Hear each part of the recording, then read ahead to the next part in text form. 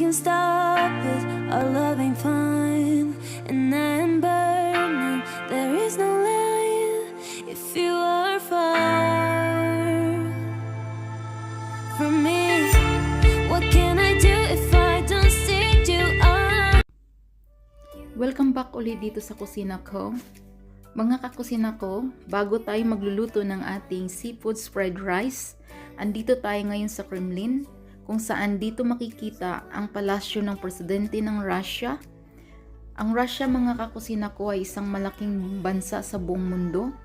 At dito nyo rin po matatagpuan ang St. Basil Cathedral, Red Square, kung saan dito sila nagtipon-tipon ng mga sundalo kapag sila ay may okasyon. At marami pa pong makikita, mapasyalan kayo dito museum. At isa din po itong overlooking ng South Moscow River. At habang kayo ay pinapasyal ko, tayo muna ay mag-shoutout ng ating friend na si IMG Sport Channel. Paki-subscribe na lang po ang kanyang channel. At paki-watch na lang po ang mga videos niya tungkol sa basketball. At maraming salamat sa inyo at sa lahat ng mga subscriber ko, sa mga friendship ko dyan. Ngayon, umpisa na natin ang ating pagluluto. Hiwain lang natin ang ating garlic na maliliit.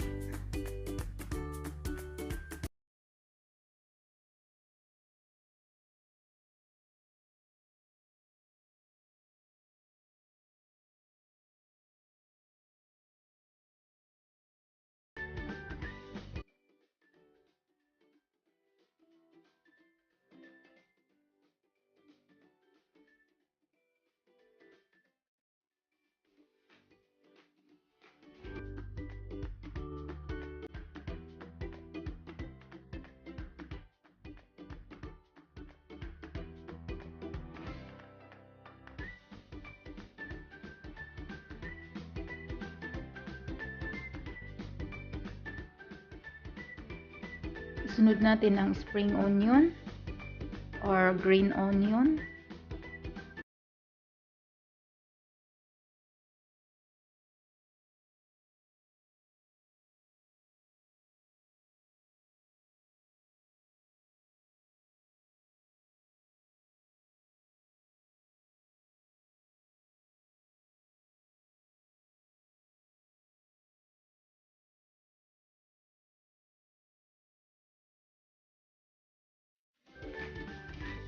Katapos nating mahiwa ang green onion, isunod natin itong crab meat.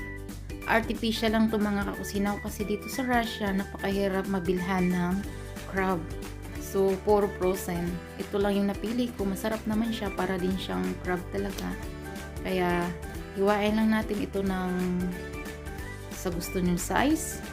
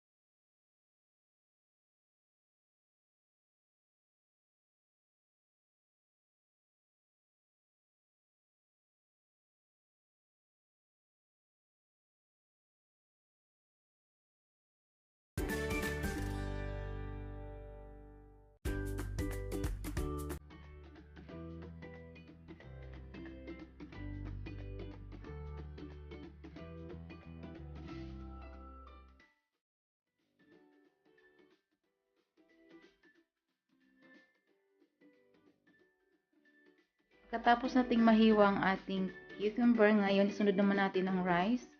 Mas masarap po, mga kakusina ko, ay ang lumang rice, o tawag sa Bisaya ay bahaw.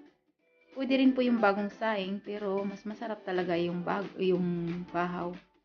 Kaya durugin lang natin ng ganito.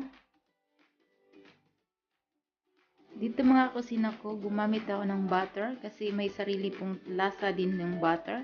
Pwede rin po kayong gumamit ng olive oil, or kung walang olive oil o butter, pwede kayong gumamit ng ordinaryong oil lang, cooking oil. So atin lang ipainit ang at ilagay natin ang minced garlic natin, ating igisa. Kapag medyo brown na siya,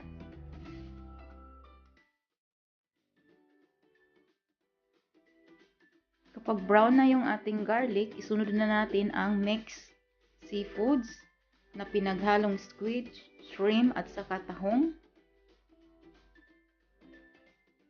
At haluin lang natin. Pagkatapos natin magisa ang seafoods natin, ilagyan naman natin ang oyster sauce na siyang nagbibigay ng panglasa.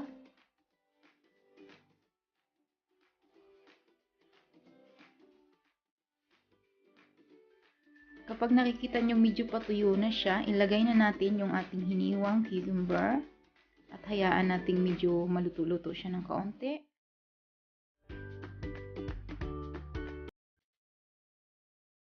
At maglagay din po tayo ng 1 teaspoon ng black pepper, yung durog.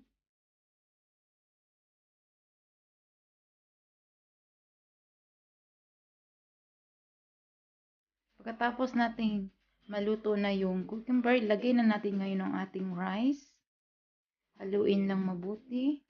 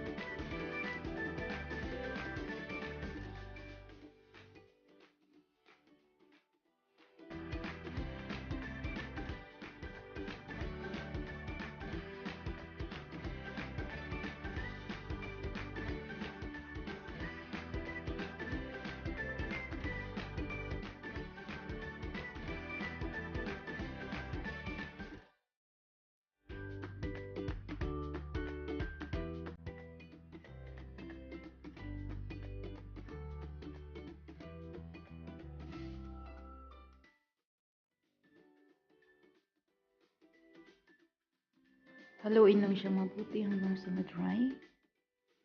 At inyong tikman, sa aking panglasa ay sapat na sa akin yung oyster sauce kasi ang seafoods ay medyo may lasa na siya. So hindi na kailangan natin maglagay ng asin.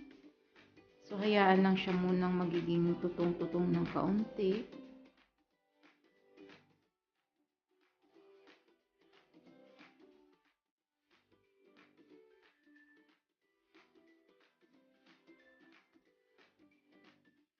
Pagkatapos nating haluin hanggang siya ay ma-dry yung ating rice, ilagay na natin ang crab meat at ang spring onion. Paalala lang mga kakusina ko, ang crab meat ng ating ginamit ay luto na siya talaga, kaya huli ko siyang inilagay. Pero kung gumamit kayo ng fresh, isabay nyo po siya sa seafood. Una, igisa natin siya. Pero ngayon, dahil nga gumamit nga ako ng artificial na crab meat, so pwede natin inilagay ko lang siya sa kinaulihan dahil luto na nga siya. Ngayon, ready na ang ating seafoods fried rice. So, atin nang titikman at ipatikim natin sa ating kapibay na si Kuya Philip Santos, ang aking kapitbahay next door. Time is running out, and I can stop it. Our love ain't fine, and